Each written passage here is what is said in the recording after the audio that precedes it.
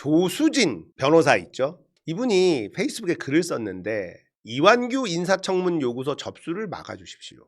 자, 이완규가 2022년 2월에 대선 캠프에서 법률 자문을 했다. 그때 당적 취득했지 않았을까? 그리고 공직 취임을 했네? 이러면은 결격자다라는 거예요. 5월 13일까지는 결격자다. 안 된다. 3년이거든요, 법에. 근데 이거네. 청문 요구서를 수령해서는 안 됩니다. 5월 13일까지가 아니라 그냥 수령해서는 안 된다. 이게 윤석열 짓이잖아. 윤석열. 윤석열이었으면 이렇게 했을 건데 이게 뭐냐? 대통령실에서 보내.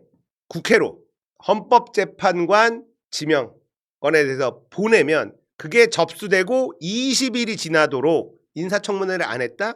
그러면 10일을 더 기다렸다가 자동으로 임명할 수가 있어요.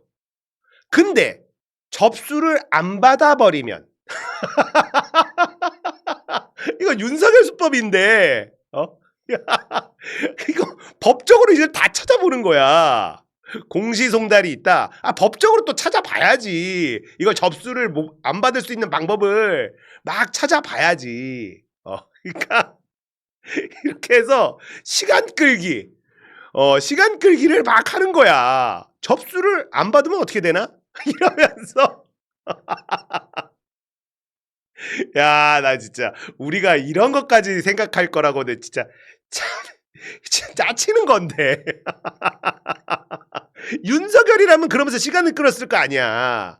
그렇게 접수를 안 받는다. 그게 법적으로 막 다 찾아가지고 요만한 꼬투리 법적에서 허점이 있다. 그럼 그거 파고 들어가지고 이제 그렇게 들어가고 하면 되는데 이게 조수진 변호사가 한 말이 이게 뭐냐면 자, 헌법재판소법에 따르면 어느 하나에 해당하는 사람은 재판관으로 임명할 수 없다가 있습니다. 그게 뭐냐? 정당법에 정당의 당원 또는 당원 신분을 상실할 날로부터 3년이 경과되지 아니한 사람. 이완규는 윤석열 캠프에 있었는데 그러면 당원이지 않았을까? 이 얘기죠. 아직 3년 안 됐는데 그 다음에 대통령 선거에서 후보자의 당선을 위하여 자문이나 고문의 역할을 한 날부터 3년이 경과하지 아니한 사람.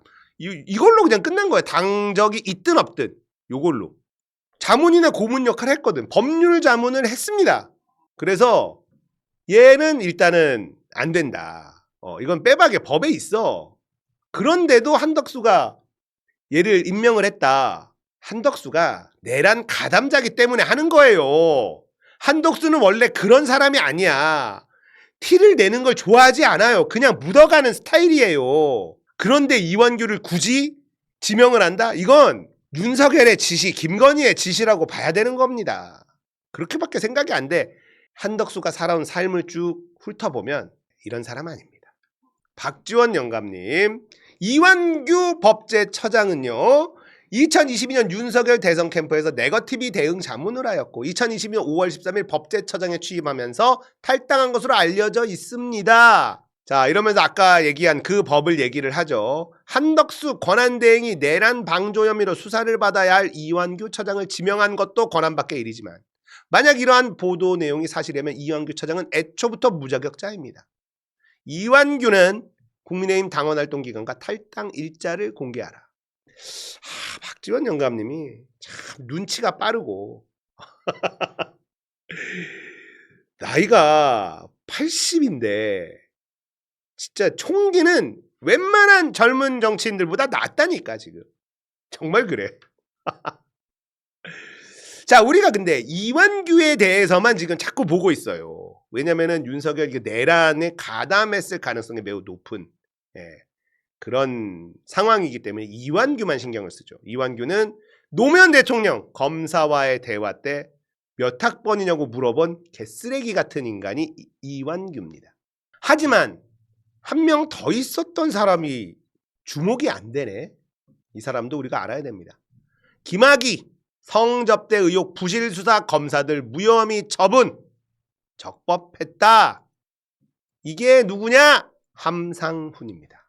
김학의, 하기스 별장 성접대 의혹을 부실수사한 검사들에 대한 검찰의 불기소 처분이 적법했다고 법원의 판단이 나왔는데 그게 누구냐면 함상훈입니다.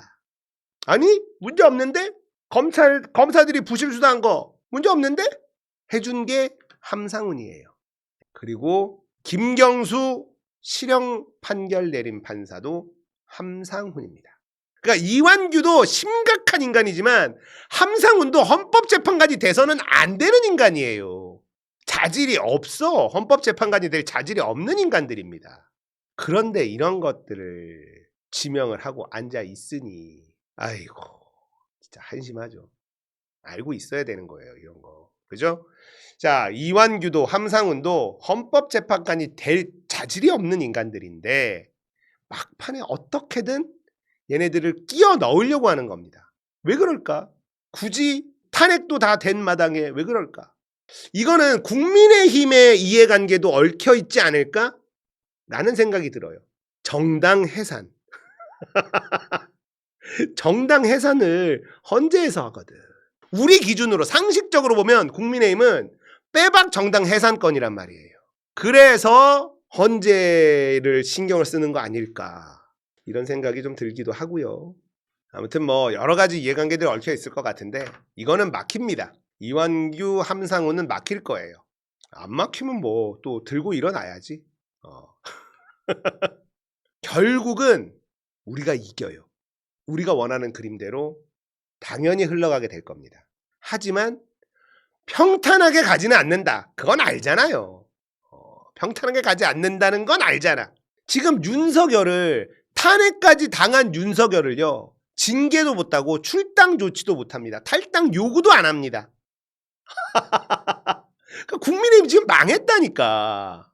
망했어요. 망했어. 헌법재판관 이완규 함상훈 너무나 깜도 안 되는 인간들이지만 얘네들을 굳이 꽂아 넣어야 될 이유가 분명히 있을 거다.